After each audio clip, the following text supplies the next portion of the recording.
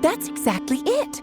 The three goddesses split these powers amongst themselves, promising never to consolidate them into one singular body. This was meant to keep the world stable. But, fast-forwarding to the present, the eternal moon's marrow is with you, while the iridescent moon's marrow, which should never have appeared in this world, has been retrieved. Add that to the presence of a moon goddess in the flesh and... the power of all three moons is gathered here in Nocturne. There hasn't been an event like this since the War of Funerary Flame. And it's having a noticeable effect on Tevat's borders. Because I wish to give my darling daughter a peaceful, sunny environment to grow up in. Is that a good enough reason? Kinda sounds like you're dodging the question, but it does make sense. Well, that's one reason anyway, and the most important one. The others are a little complicated to explain. For instance, cleaning up after dearest Miss R. Albedo could tell you more about that if you're curious, but right now, I have a more important question to ask you. Why are you collecting the moon marrows? I see. Nicole told me about that legend once. Nicole? You mean Meet Anne? Oh, so you remember.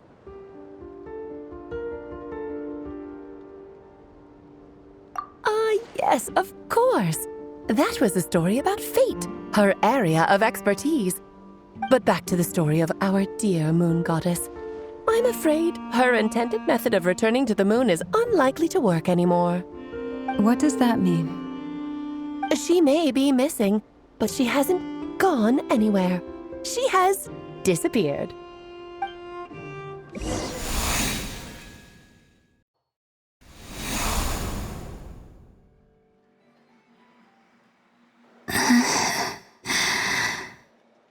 My body is so heavy. Wait, no. It's my mind that's heavy. My arms and legs are as light as a feather. What's happening to me? I feel drowsy, like I've been asleep for too long. Is it daytime or nighttime? Is the moon out? I think I'll go for a walk.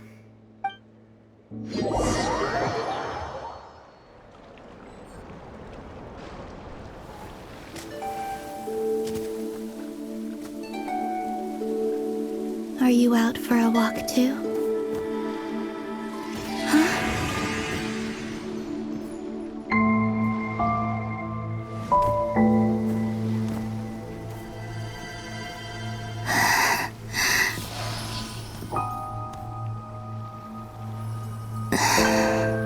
The day has come at last.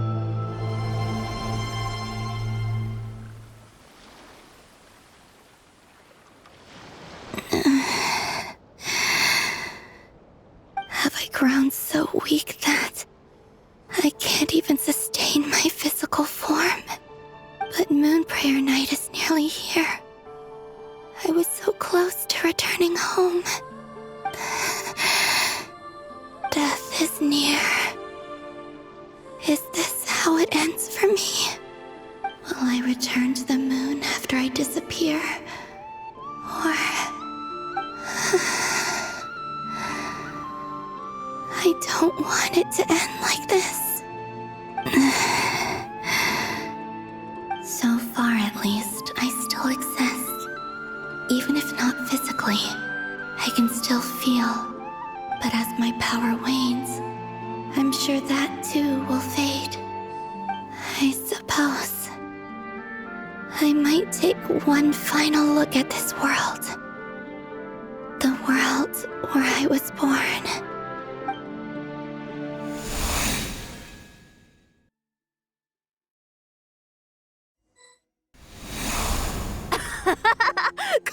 Come on! Wait for me! The Frost Moon Enclave. How much it has changed since I was born. These decorations... They're so heavy. It's times like this when you kind of wish men could be priestesses and acolytes. How fascinating. I've never had the chance to be privy to people's private lives in this way. In the past, people would get so solemn and serious the moment I showed my face, like they were frozen stiff. Karina, Lametti, it's time to eat. Coming! I want to watch them a little longer.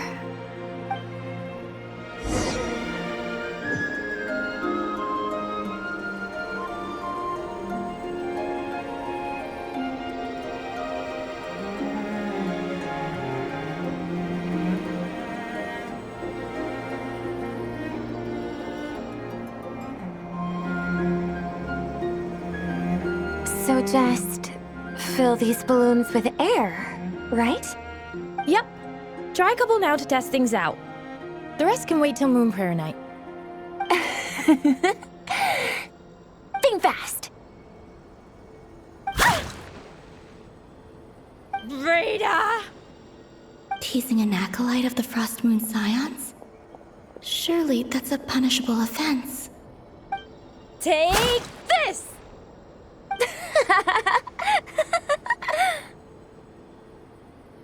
Huh? All right, enough horsing around. Lady Lauma gave us a task. We should get back to it. The task is just to check that the balloons don't leak, right?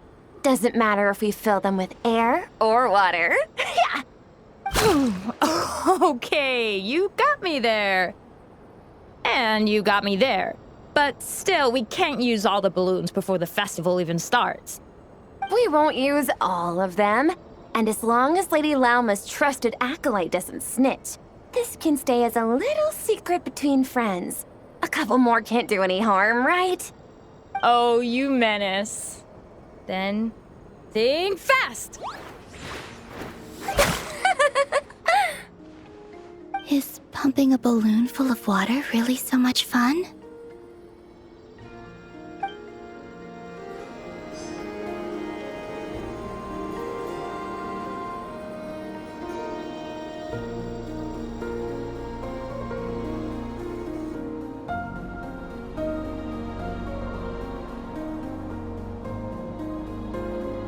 I'm sure you're both tired from playing all day. Come on, eat up.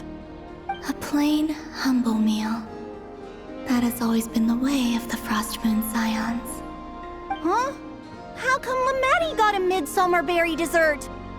I always get Lockaberry. I don't mind sharing. You can have a bite of mine if I get to have a bite of yours. They're sharing food? I've never shared food with anyone before. Even at the Harbinger tea parties, everyone just ate off their own plate. And when I couldn't finish my food offerings from the Frost Moon Scions, they'd leave the leftovers out under the moonlight for the animals to claim. Hey! That was 2 bites! Oh, then you can have another bite of mine. Oh, you too. Oh, don't fret now. Here, have some of Granny's too. So this is what it means to be family.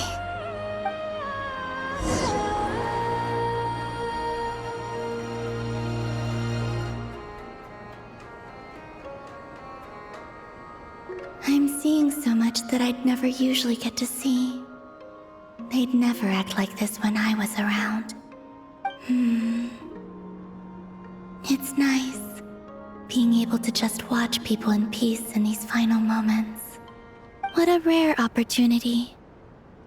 I think I'll go take a look around Nasha Town, too. Maybe the Traveler will be there.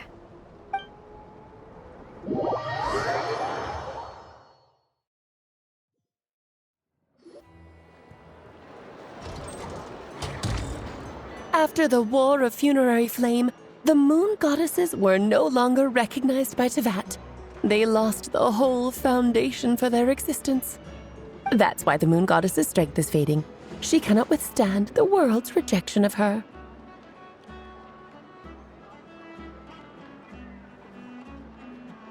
To be more pedantic about it, the moon goddesses did something to offend the heavenly principles, and that's why they were ousted. Something of a recurring theme in Tevat's history. Theoretically, speaking so candidly should put me in their crosshairs too, but they can't tell me what to do. I'll say whatever I want. Anywho, the moon marrow energies were but a drop in the bucket for her, and that battle against the Ray Hair of Solnari only weakened her further. Fortunately, it happened close enough to Moon Prayer Night when the Kuvaki concentration here is high. That's the only reason she managed to survive this long. What do you mean, fortunately? You said she disappeared. We're too late. Oh, what a headache. I thought this was all common knowledge.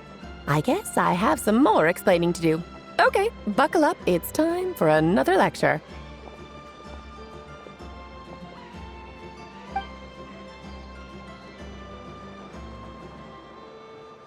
Now, I said earlier that the moon goddesses lost the foundation for their existence.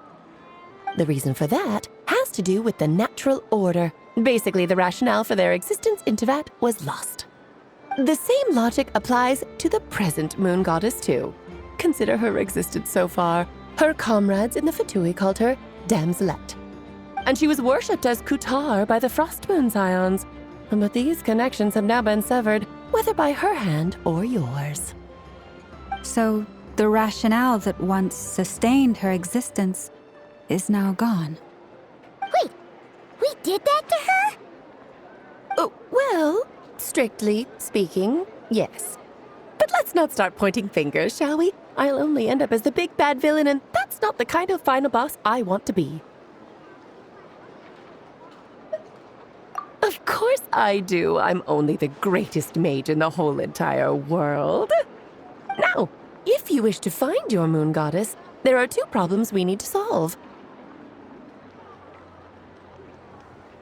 Firstly, we'll need to strengthen the connection between her and Tevat, at least enough to sustain her until Moon Prayer Night.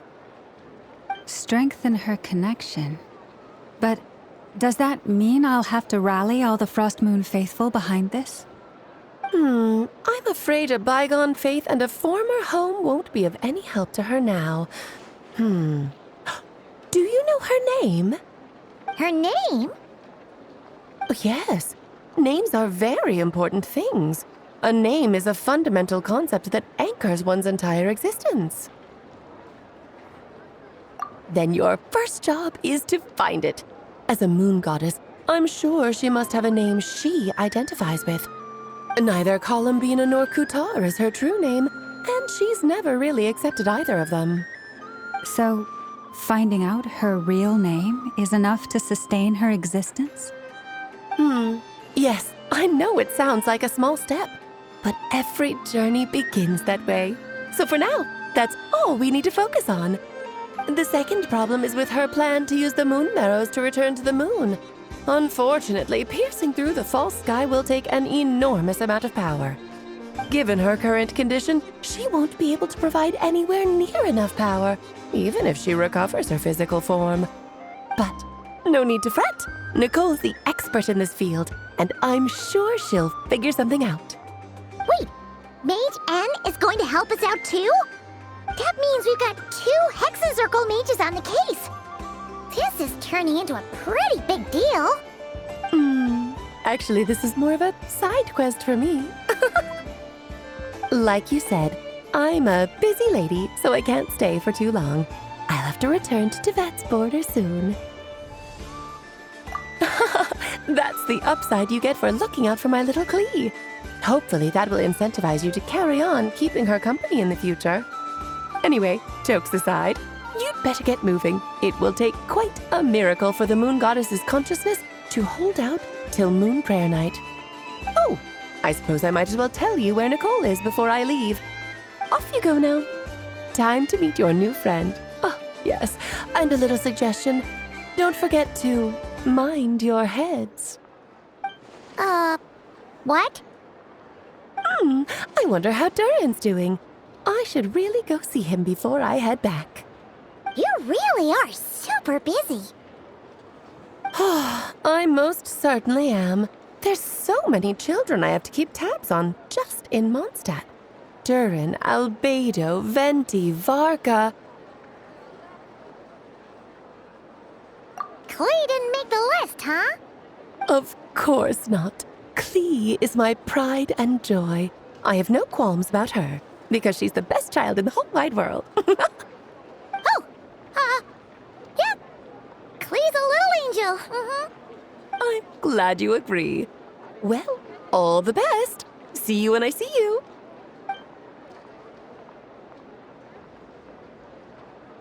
She left in a hurry. Yeah, she didn't pack up her stall.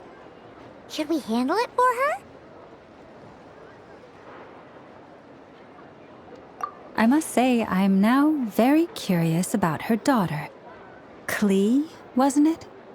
What's she like? That's a long story. Come on, we'll fill you in as we go.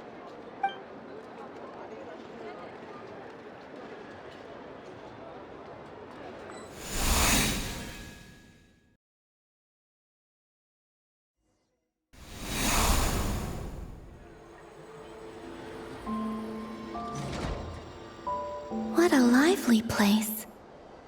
I've never experienced Nasha Town like this before. Hey, you old geezer! Your hammer's rusted through! Who are you calling old geezer? Are they quarreling? I'm looking right at him! You've really gone downhill since giving your daughter free rein in the workshop. Can you even swing a hammer anymore? It shouldn't take you days just to fix a single chair! You might as well use that hammer to massage my back for all the good it's doing. Don't run your mouth, or you'll get a back massage that'll put you in bed for the rest of your life. Look, the materials haven't arrived yet, all right? You know how busy it gets in the days before Moon Prayer Night. I'll bet you send all the materials to your little princess. Blood's always thicker than water, huh? All right, you've made your point, Uncle Koski. As soon as the materials arrive, fixing your chair will be the #1 priority. And Dad, if you've got time to chat, why don't you lend me a hand, See? Lolka knows what the score is. I guess they're friends. But the way they spoke to each other was so ugly. Then again, it wouldn't be the first time I've seen something like this. Columbina! Sing outside my door in the middle of the night one more time, and I'll unscrew your vocal cords. You hear me? Oh, Zandrone. So that was her way of trying to be friends with me. What a pity. I won't get the chance to say any ugly things in reply.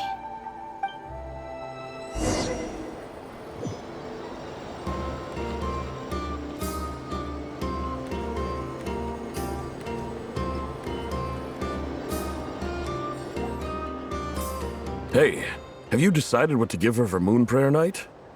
I sure have. She's gonna get the surprise of her life when she's least expecting it. Then I'll whip out the ring and pop the question. The surprise of her life. What a fun turn of phrase. Cool, I get the picture. You can spare me the gushy details. Ooh, looks like we have a customer. Hello there, ma'am. Would you like some Moon Prayer Night candy? Huh? Is he talking to me? Can he see me? Here you go.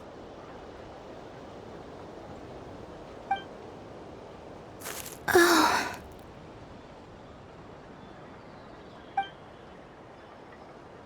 Come back anytime. Right. Now, where were we? I don't know why, but I still held out hope.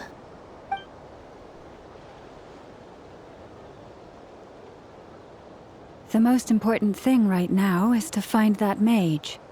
This name thing seems super important too, but Where do we even start looking? I'd better go pay the Fatui a visit.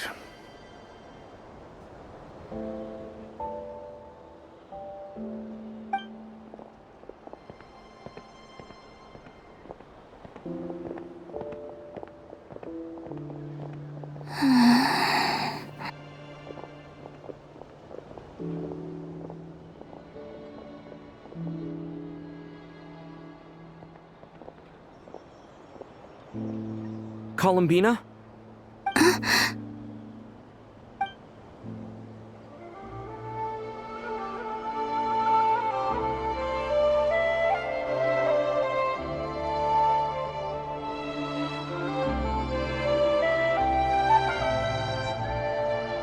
Traveler? Let's go! This is no time to be spacing out!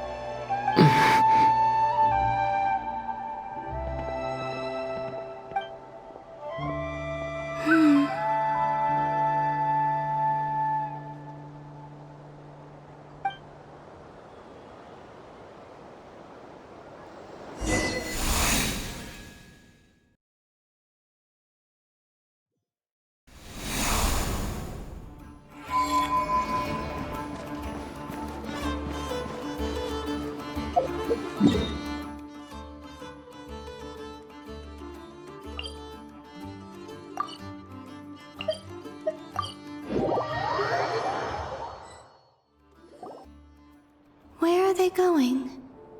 They mentioned a mage and... a name? So, Mr. Varka, are you acquainted with this Nicole? Or should I call her Mage N? Not really. We've never met, though she has come up in conversation. From what I've gathered, Alice kinda took Nicole under her wing. Taught her how to speak in a more ladylike fashion, that kind of thing. Huh. Hard to imagine Alice as an etiquette coach. Yeah, Alice is a larger-than-life personality, I'll give you that. But then again, that's why she's able to draw such an eclectic mix of people into her inner circle. If I remember correctly, being an interesting person is actually one of her main entry requirements. So, if you ever wanted to join the Hexenzirkel, I'm sure you'd both be eligible to apply. Hey! Don't go around making promises on Alice's behalf! I wouldn't dare. I'm just trying to paint a picture of the Hexenzirkel for you. Okay, sure. Anyway, since none of us have ever met Nicole, how are we supposed to find her? We can't just go up to every woman in sight and ask, "Hey, are you Nicole?" Maybe something she's wearing will give it away? Like, a windbloom pinned to her chest or something. Wait a minute. Alice never said Nicole was from Mondstadt. Oh, true.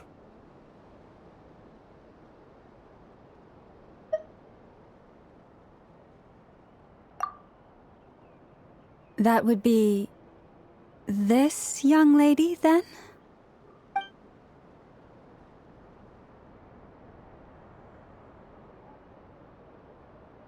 Hey there! Sorry to disturb you, but...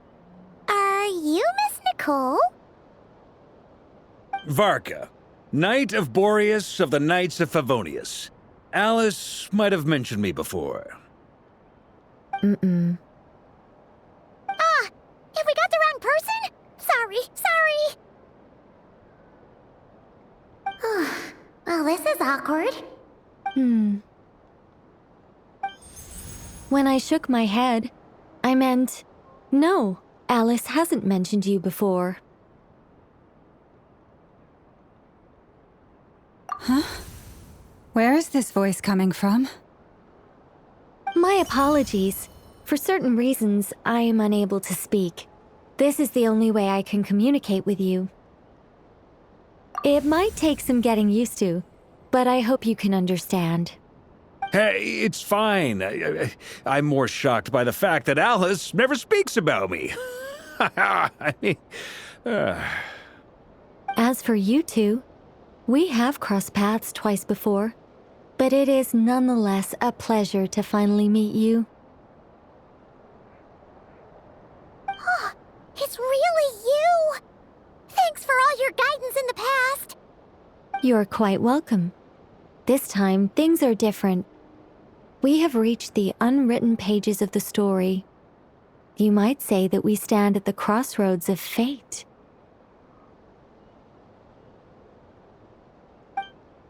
Now then, allow me to formally introduce myself. My name is... No, stop! Alice! I can't believe it! I had a whole speech prepared. I'd agonized over every single word. She always picks the worst moments to ruin other people's plans. I'm so sorry about that. Alice took the liberty of devising some bespoke self-introduction magic for each member of the Hexen Circle. But I could have sworn I deleted all of the triggering conditions for it. How did it bypass everything? Oh gosh, this is so embarrassing. This is a very different side of Nicole than what we're used to. Is she not used to face-to-face interactions? Don't worry about it. We've seen that introduction magic once already, so it wasn't too much of a shock. Please go on, Miss Nicole. We'd love to hear what you have to say, or, well, communicate. Huh? Are they talking to this lady? But... Will you all promise to forget that horrendously embarrassing introduction? Sorry? Embarrassing? When?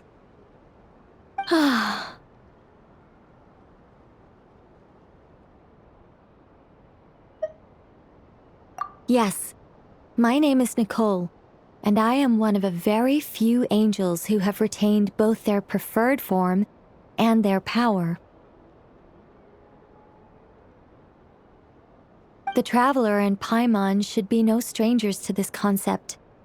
There is another of our kind in Natlan. They call her the Lord of the Night. Right! Paimon remembers her. Yes. Well, I have retained more of my power than she. It's because I don't have a long-term duty to fulfill. To be more specific, no. We'll be here all day if I get into the specifics. Moving on. If I'm not mistaken, you are here because you wish to learn how one might reach the moon beyond the sky. That's right. Is that something you can give us any guidance on? Yes, I do know a way. It began with the Hyperboreans, who lived after the War of Funerary Flame. Blank looks. Maybe I should start with the background of the war. Or maybe not. It shouldn't be an issue. I'll fill in the gaps for you when we have more time. Anyway, after that war ended, the three moons retreated to beyond the false sky. The Hyperboreans were humans I once aided. They accepted the civilization and creations bestowed upon them by the angels. But despite accepting many blessings of the angels, many among them still held on to their faith in the moons. They were reluctant to accept the new order, even after the War of Funerary Flame. They sought to contact the moon goddesses beyond the sky and receive their guidance. But all three had passed away by that point.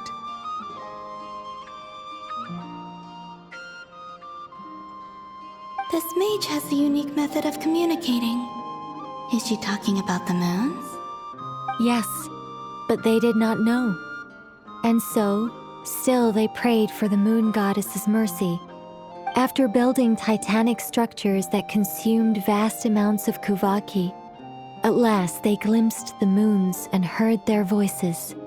But of course, they were gravely disappointed. For it was then that they realized the three moon goddesses were dead. Oh, that's such a sad story. It is. Humanity was in a very sorry state at that time. The angels who had once aided them were gone, and the War of Funerary Flames had left them homeless and destitute. Just a second, I gotta ask. How relevant is all this history to the task at hand? Well, I mean, it's... Okay, It seems we've drifted into irrelevant narrative waters. It's been a while since I've had the chance to speak inside someone's head. As soon as I got started, I lost control and the words just flowed out like a waterfall. What I'm trying to say is... Right, yes, that's it. The relevant part is the ritual created by the Hyperboreans. The fact that they bypassed the false sky and saw the true moons implies that they successfully built a connection between Teyvat and the outside world. Which means, with enough Kuvaki and a sufficiently stable connection, it should be feasible to send one person over the border. Okay, so they built some kind of portal? Oh, yes. A portal. Yes. Is something wrong? You sound disappointed. I just didn't expect you to summarize it so well. It turns out I could have said all that in one word, if only I'd managed to think of it. No, please, it's fine. This is invaluable knowledge. I'll be sure to record and preserve everything in writing. Oh, really?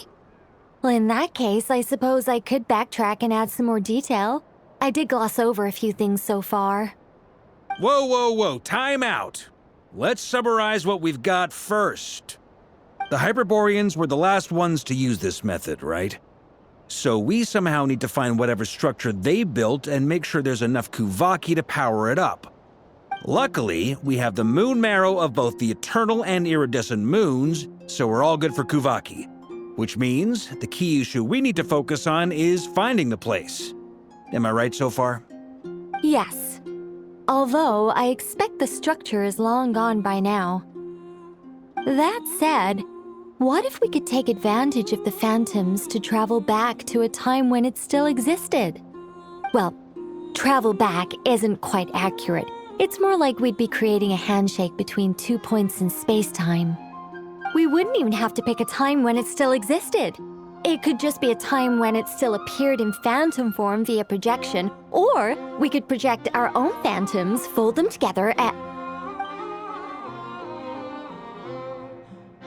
You look lost. Was that too hard to follow? Yeah, things got a little, technical there. Paimon's brain is reaching capacity. All right. Let me think about how to put this more simply. Okay, got it. Over the next few days, I'll search for phantoms that we can use. Once I find one that meets the criteria, I'll let you know and we'll regroup. By completing certain rituals, specific individuals will be able to enter the phantom and make it to the Hyperborean structure. If everything checks out and it looks feasible, we'll just need to wait for Moon Prayer Night, and we can send the Moon Goddess back home. I'm really skimping on the detail here. Is this making any sense at all? I think so. For now, we'll just wait to hear from you. Yes. Basically, yes. Great. Counting on you. In the meantime, we'll focus on finding the Moon Goddess's name. My name? Are they looking for a way to stop me from disappearing? Excuse me, Miss... Go on, Miss Nicole. This conversation was a little all over the place. I didn't catch your name. I am Lauma, of the Frost Moon Scions. Ah, I did wonder. I noticed that you listened very intently when I spoke about Hyperborea and the moon's history. If you'd be interested, I'd love to visit you this evening and go through it again in greater detail. Also, if you were serious about making a record, it would be too risky to simply write down the raw details as is. I would suggest some tweaks. Maybe rewrite the stories as fairy tales or fables, perhaps even prayers. Anyway, we can cross that bridge when we come to it. So, see you later then? Oh, and no need to prepare anything. Just a cup of tea will do. See ya! She seems friendly. It's just... It's so nice to find someone who's actually willing to listen. I've been dying for a chance to finally go through all this systematically from start to finish. Any longer and I'd probably start forgetting it. Now Paimon gets why Alice told us to mind our heads. Ha ha ha ha, what did I tell you? A lot of quirky people in Alice's orbit. Now then, the next order of business is, where do we start looking for the moon goddess's name? Maybe the rest of what Nicole has to say might give us some clues. Once I've heard her out, I'll summarize the salient points and share them with you all. I'm also inclined to review our other documents. Yes, our faith was first established by our Hyperborean ancestors, but many of the more factually accurate records are from after Kutar's birth. Sounds like we're gonna follow Columbina's journey through Teyvat, huh? In that case, we'll start by heading to the Frost Moon Enclave. Sounds like a plan. Take this with you. I'll see about getting in touch with the Fatui. It'll probably just be Arlecchino and Sandroni again. They're the only ones who would want to help. Thank you, Mr. Varka. Ha ha ha ha ha, don't mention it. Honestly, I'm more comfortable dealing with the Fatui than prying into the details of a young lady's childhood. Catch you later. I should follow them, just in case there's some way that I can help.